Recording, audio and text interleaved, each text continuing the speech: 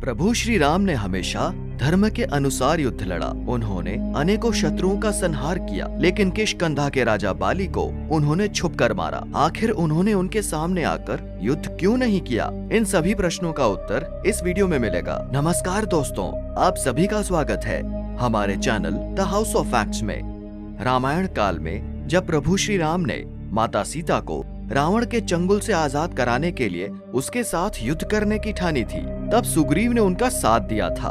पुराणों के अनुसार सुग्रीव भी उसी पीड़ा से व्यथित था जिस पीड़ा से प्रभु श्री राम व्यथित थे, अर्थात सुग्रीव की पत्नी को भी बंधक बनाकर उनसे दूर रखा गया था। और ये कृत्य किसी और ने नहीं बल्कि सुग्रीव के बड़े भाई बाली ने किया था।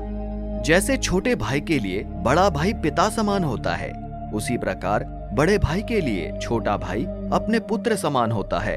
यदि छोटे भाई से भूलवश कोई गलती हो भी जाए तो उसे क्षमा करना बड़े भाई का कर्तव्य होता है। लेकिन बाली ने क्रोध में आकर न केवल अपने छोटे भाई सुग्रीव को भारी सभा में अपमान किया, बल्कि उसे ठोकरें मारकर देश से निकाल दिया।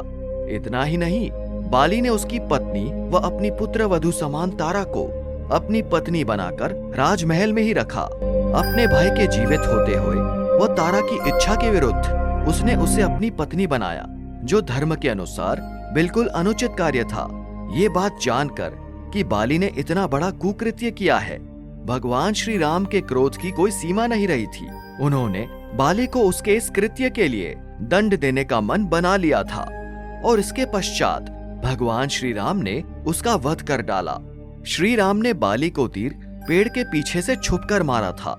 छुपकर मारने का कारण मात्र इतना था कि बाली को स्वयं भगवान शिव से यह वरदान प्राप्त था कि वो जब भी किसी से युद्ध करने जाएगा तो उसके शत्रु की आधी शक्ति समाप्त होकर उसके अंदर आ जाएगी, वह श्री राम की शक्ति आधी रहकर। इस प्रकार वरदान के प्रभाव से भगवान श्री राम को बाली को सामने से हराना असंभव था।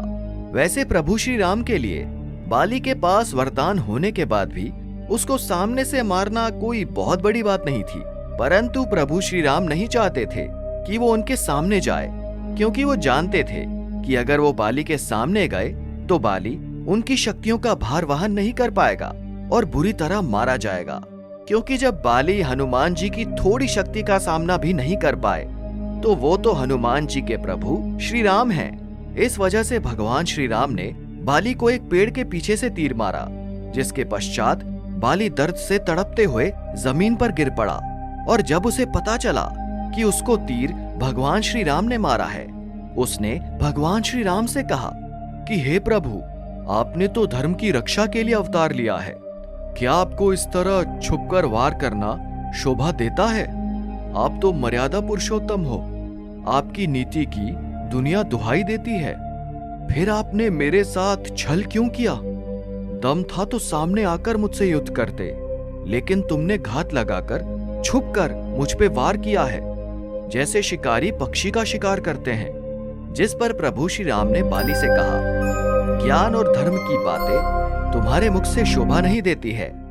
वानर राज, तुमने अपने जीवन काल में अपने बल के मद में अंधे होकर कभी धर्म और न्याय का विचार नहीं किया। तुम एक तानाशाही रहे हो, अपने छोटे भाई को बिना किसी अपराध के राज्य से भगा दिया और उसकी पत्नी को अपने अधीन रखा। और जो नीच व्यक्ति अपनी बहन, छोटे भाई की पत्नी, अपनी पुत्र वधू और अपनी पुत्री के प्रति मन में पाप रखता है, ऐसे व्यक्ति का वध करना न्यायोचित है और उससे कोई पाप नहीं लगता। तुमने एक पापी की भांति ही कर्म किए हैं और उसी अनुसार तुम्हारी गति हुई है। और आज मृत्यु को सम्मुख देखकर तुम्हें नीति, ज्ञान और धर्म सूझ रहा है। तुम्हें तो तुम्हारी पत्नी ने भी समझाया, लेकिन अपने अहंकार में अंधे होकर तुमने उनकी बातों को भी अनसुना कर दिया। तुम्हें अगर सच में धर्म का इतना ही ज्ञान होता तो तुम कभी अपने छोटे भाई की पत्नी को बलपूर्वक अपने पास न रखते।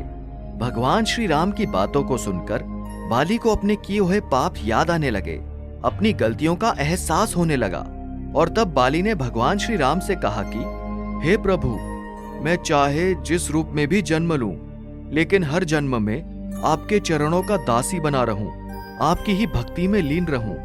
इसी के साथ बाली ने भगवान श्री राम से अपने पुत्र अंगद के लिए भी प्रार्थना की और कहा कि हे प्रभु, आप पुत्र को भी अपने इन चरणों में स्थान दे दें।